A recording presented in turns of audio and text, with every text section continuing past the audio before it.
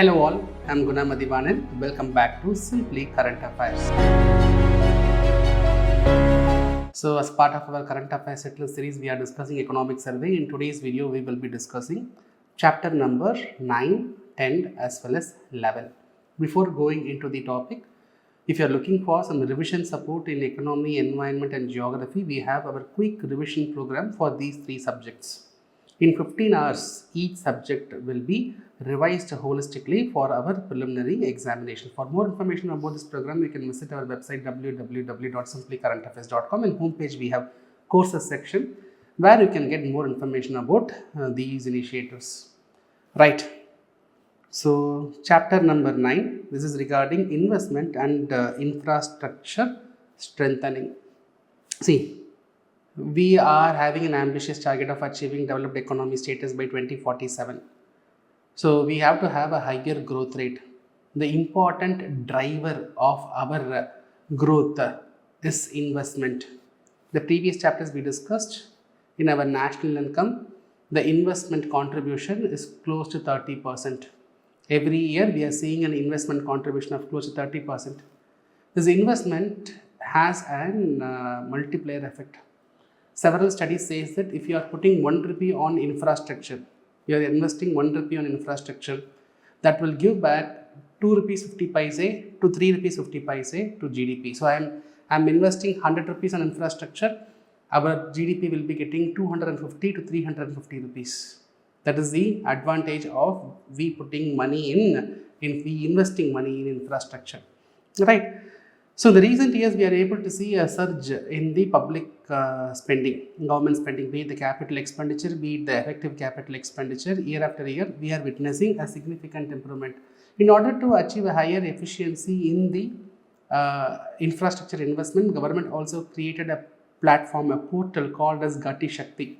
So Gati Shakti is a platform where 16 ministries will be interconnected. Everybody will be knowing what infrastructure work is going on in their respective domain. So that awareness will help in improving the efficiency in the planning of infrastructure projects. And this platform will give you more than 200 layers of spatial information as well. So like this, government is taking various initiatives. But government alone taking efforts in improving the investment in the infrastructure alone will not suffice. So we need a public-private partnership.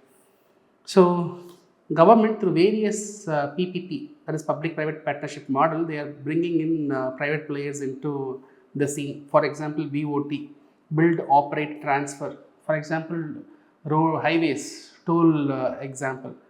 So a piece of route will be given to a private player. They are going to build, they are going to operate, they will collect the toll fee for a set number of years, then they will transfer the asset to the government, BOT. DBFOT, starting from design, build, finance, operate, transfer, everything. So they have to design, they have to put their money, and finally they will transfer the asset to the government. Government will be giving back the entire money spent. Hybrid annuity model. A portion of the money government will give initially, a portion of the money private has to put from their own packet. They will build the asset. Then over a period, government is going to settle the balance amount on regular intervals. Right? So these are some PPP models. Viability gap funding is also a kind of PPP model. Government says these are very important projects. Private players come and do business. But private players, when they come and do business, they might face some loss in their operations. Government says, do not worry about the loss. You come and take up the task. If you are facing any loss, in order to make your business viable, we will gap that loss. That is called as viability gap funding. So like this, government is taking several efforts to bring in the private players also to participate in the investment, particularly in the infrastructure sector. So specifically, if you look at the roadways and highways, our roadways network, as the highway network, has increased phenomenally. Rural connectivity under the Pradhan Mantri Gram Sadak Yojana. The intention of Gram Sadak Yojana is to provide all-weather road connectivity to unconnected habitations, not villages. Okay, it connects unconnected habitations in plain area if there are more than 500 people. In hilly regions, if there are more than 250 people, that will be considered as an habitation, where all-weather road connectivity will be given under this program. Almost 99.7% of the eligible habitations, we were able to provide road connectivity under the Janman scheme. which specifically focuses on particularly vulnerable tribal groups. So in their settlement areas also, government is developing a lot of road connectivity. Railway network, today we have close to 70,000 kilometers of railway network. Okay, with respect to civil aviation, we are the third largest domestic aviation market. Number of airports in India, in 2014 it was 74, today it is 164. The main driver of this development is Uday Desh Ka Aam Nagarik scheme. Regional connectivity program. Under this program, tier 2, tier 3 cities are also given connectivity, airline connectivity. Okay. With respect to ports and shipping, so in the top 30 port, 2 Indian ports are there, 7 among the top 100. So ports is also very, very important because huge amount of trade is happening through the port. So we should have a stronger port for improving our trade. So to improve the port facilities, to improve the safety of the merchant navies, to improve the environmental protection measures. See, all the shipping should not cause damage to the environment. Marine environment has to be protected. There should be proper licensing methodology. Proper standards has to be maintained with respect to operations of the ship, maintenance of the ship, responsibility of the ship. Okay, for all these purposes, government has come up with various legislations: Merchant Shipping Act, Coastal Shipping Act, Indian Port Act, Bills of Lading Act, Carriage of Goods by Sea Act. Okay, this Hague-Visby rules, that is an international rules which is clearly defining what is the role of the navy with the ship operator and what is the rights of the cargo owners. So for example, I am running a ship and I am taking a lot of cargoes from one place to another place. If there is any damage to the cargoes, who is responsible? All these responsibilities are defined under this Hague-Visby rules. See, these are technical. It is not necessary that we have to go deep into it. Just know that government has come up with various legislations to protect this merchant navy sector. Inland water transport. So we have a potential of almost 14,500 kilometers of navigable waterways. We have 111 national waterways, but currently 32 national waterways spanning 5,155 kilometers are now operational. So government wants to improve the share of the inland navigation because water transport is very, very, very cheaper. If you want to transport a good per kilometer in, let's say, a comparative study, if you are transporting a 100 rupees worth product from one place to another, in roadways you will be spending around 1 rupee 50 paise per kilometer.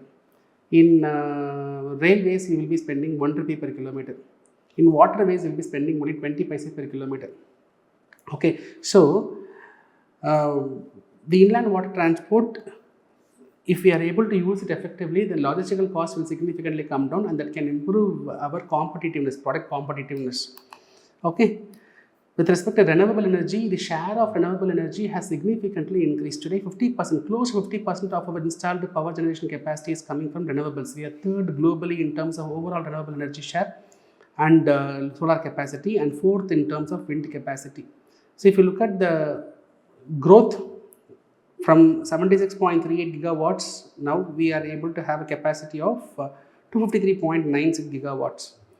Teledensity, that is the number of people getting phone connectivity per 100.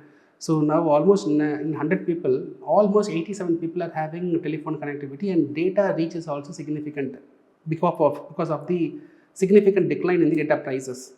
With respect to rural drinking water, Jal Jeevan Mission has improved the availability of the functional tap connectivity in each household.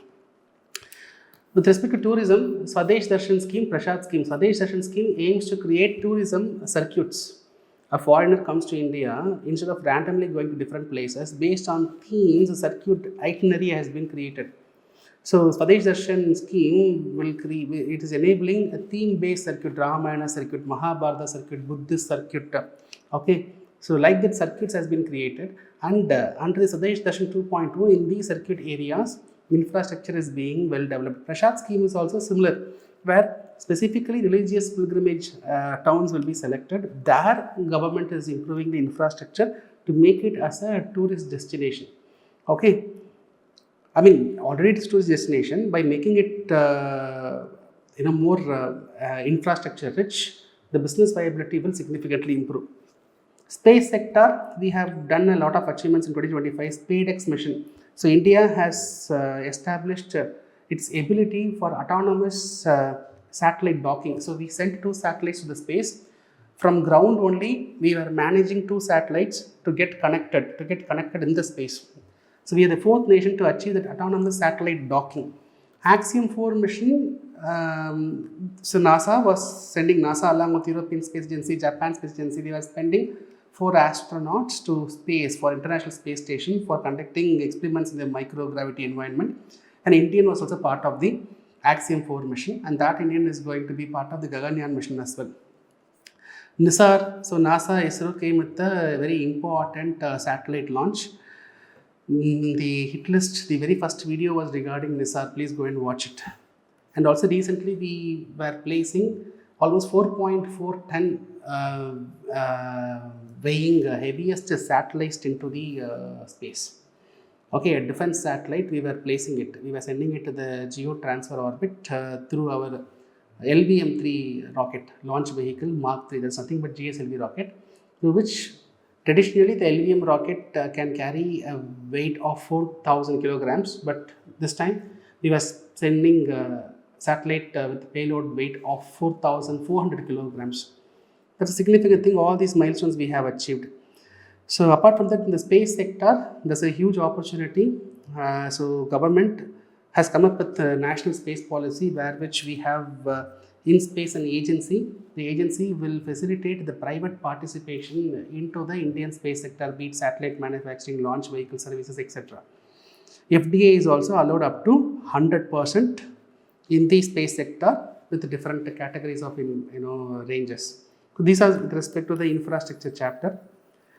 All the specific initiatives, like for example, Axiom mission and NISAR mission, everything notes I have given. At the end, I will show you the notes. The next chapter is regarding environment and climate change. Again, as I said in the first chapter, 2047, we want to become a developed economy. One thing which deters, which will obstruct our achievement pathway is the climate change. So we have to adapt ourselves to the changing climate. The main reason for the climate change is the developed nations, because they are the one who have polluted. They have contributed significantly for the change in climate. So it is their responsibility to contribute a lot of climate finance to help the developing economies. For climate adaptation only, we need close to $365 billion every year. One side, developed countries, they agree to contribute every year, but their contribution is very, very, very, very less. So government of India has decided not just to depend on the developed countries' contribution. They decided to spend a significant amount of money from their budgetary resources. Almost more than 5% of our GDP we are spending on in total. We are spending on the climate change adaptation activities. Okay, so some efforts taken by the government so far. For example, in 2008 only, government came with this National Action Plan on Climate Change, which identifies specific 8 missions, specific sectors, and which focuses on adapting and mitigative measures. Mission Life, Mission Life is before that, MISTI is focusing on restoring mangroves in the coastal states, right? 9 coastal states and 4 UTs. Mission Life, that is a behavioral change. So we have protecting environment is not just about flora, fauna. So environment, animals, life of humans, everything are interconnected. We have to have a behavioral change, and we have to ensure a mindful use of resources. So these kind of initiatives is helping India to improve our adaptation measures against the climate change. Okay, with respect to the low carbon economy, so our renewable, the previous chapter only I was explaining, our installed power capacity of renewable has significantly increased. So some clean energy initiatives, National Nuclear Mission, Green Hydrogen Mission, Bioenergy Program, these are some initiatives. Carbon credit trading scheme specifically mentioned in your survey. So under the program, so government has targeted energy intensive sectors, and they have kept some target: cement, iron, steel. So these are very, very emission. These are very, very emission intensive sectors. Their carbon emission is significantly high. So central government has set a target: cement industries, steel industries, iron industries. You cannot emit beyond a point. You cannot emit beyond a point. So for example, there is A industry, B industry. For both the industries target, don't emit more than 100 tons. Now A is emitting 120 tons. B is emitting only 80 tons. That means B has surplus 20. The surplus 20 can be turned into a certificate. Now this A has exceeded the threshold. So what A can do is they can buy the certificate. The certificate is worth 20 tons of carbon emission. So A can buy the certificate and they can compensate their excess emission. So through this, B will be getting money. A and B put together, their total emission is only 200 tons. So in a way, the country is reducing the emission. Okay, this is motivating many industries to reduce their emission, convert that into money. Okay, so this is called as carbon credit trading scheme. The government has targeted certain sectors. Other industries voluntarily also they can comply with these kind of norms. With respect to bridging the finance for this climate transition, we need money. So exclusive green bonds are being issued. When we say sovereign green bond, government is issuing that bond. So these are bonds, normal bonds only, but there will be some yield advantage. These are normal bond, but this money will be used, the mobilized money will be used only for green energy projects. So under FDI, 100% FDI government has allowed into the renewable energy projects. Apart from that, so evolution of environmental regulations. Only in 1972 in Sweden, in Stockholm, for the first time, there was a global conference where they were discussing about the environment and human development. After that 1972 conference, then Prime Minister Indira Gandhi also was participating in this conference. After this conference only we were coming up with this Water Act 1974, Water Cess Act 1977. But more importantly, after the Bhopal gas tragedy only, government was coming up with even more serious legislations like Environment Protection Act 1986. Then Environment Impact Assessment Notification, National Green Tribunal. These are efforts to protect, conserve our environment. Then Parivesh 3.0 portal. So let's say I am starting a business. I wanted to get clearance from various ministries because it's going to affect the environment, or needs some impact assessment, or it needs some approval from various departments. Going to different ministries, different departments, getting permission will take time. So Parivesh 3.2, a single window digital platform which will provide environmental clearances and post-approval compliance monitoring. Government also identified 12 single-use plastics which has been prohibited. So these are some efforts and initiatives shared in the economic survey under the environment chapter. The next chapter is regarding education and health. See, education and health are two important foundations of human capital. So this chapter discusses about the contributions made in education, health, and what are the present challenges. Significant improvement has been made in both education as well as healthcare. The challenge is the variation in quality. If you take the southern states, compare with the northern states, specific northern states, you will see there will be an improvement in the overall life expectancy. But in terms of quality of life, in terms of quality of education, southern states are relatively progressing very fast. So this divide, this quality divide, that has to be addressed. So education, some information stats has been given. So India, 27% of the India's population, they come under 3 to 18 years of category. So targeting them, we have to put a strong foundation. National Education Policy 2020, that is trying to put a strong foundation literacy, numeracy, high order skills, critical thinking. So if you are able to strengthen this 3 to 18 years of age, then we will be having a very stronger India than the next generation. With respect to the infrastructure and enrollment, so we have 14.71 lakh schools serving 24.69 crore students, supported by 1.01 crore teachers. Government schools 69%, private schools 26%. Though private schools are 26%, the number of students studying in the private schools is almost 41%.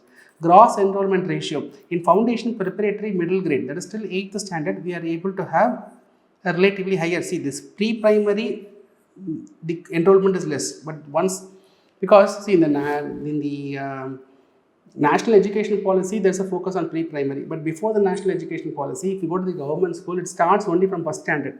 Okay, pre-primary, Anganwadis, pre-KGs, the kindergartens, LKG, UKG, whatever. There the enrollment was less. But when it comes to the preparatory grade, middle grade, the enrollment was increasing. When it comes to secondary grade, the enrollment comes down, and more importantly, from this enrollment, if you remove the dropout, the secondary grade enrollment remains at only 52.2%. That means students who are joining school or continuing school after 8th standard is just 50%. That has to be addressed. Rural urban divide. 54% of the rural schools offer only elementary education. Only 17.1% provide secondary schooling. Right? To measure the learning outcome, to survey the schools, to measure the learning outcome, their mathematical ability, reading ability, etc., government conducts a national survey called as PARAK. So the PARAK survey says that post-COVID there is an improvement. Mathematics proficiency has increased to 65%, language proficiency has increased to 57% among the students. Health sector, MMR, maternal mortality rate, that is number of women die due to complications during pregnancy, it is reducing. Under 5 mortality, number of children who die before attaining 5 years of age, that is getting reduced.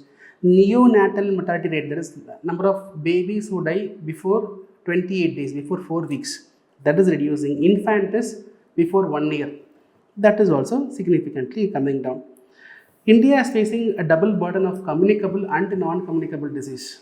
Communicable disease we know, non-communicable disease are lifestyle diseases, obesity, blood pressure, cholesterol, sugar. So India is facing both communicable and non-communicable.